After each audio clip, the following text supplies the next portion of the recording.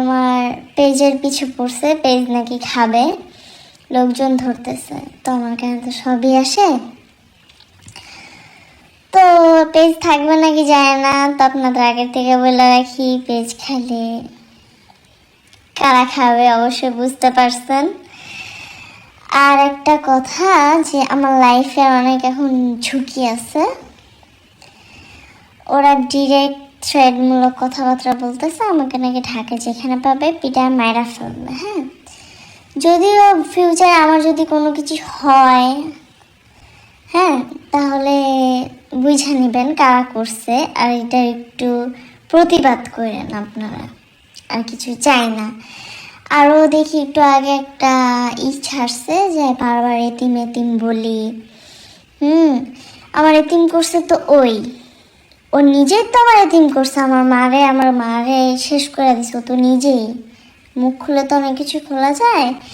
যাই হোক, আমি মিথিলার ফেসবুক আইডিটা নষ্ট করে দিয়েছে আখি হুমকি দিয়েছিল মিথিলা কিভাবে অনলাইনে থাকে সেটাই দেখিয়ে দেবে, আর সেটাই কিন্তু আজ করে দেখিয়েছে আখি।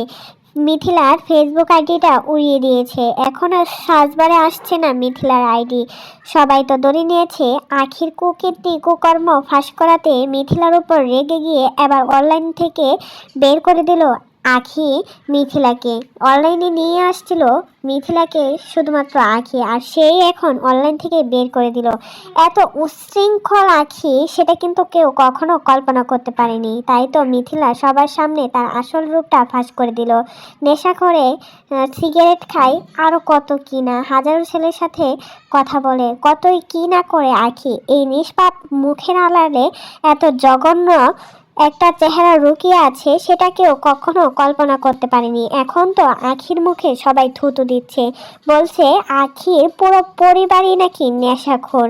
তাই তো মা, ভাবি, ভাই, বোন সবাই একসাথে বসে নেশা খাচ্ছে, এমনই একটা ছবি আপলোড করেছিল মিথিলা।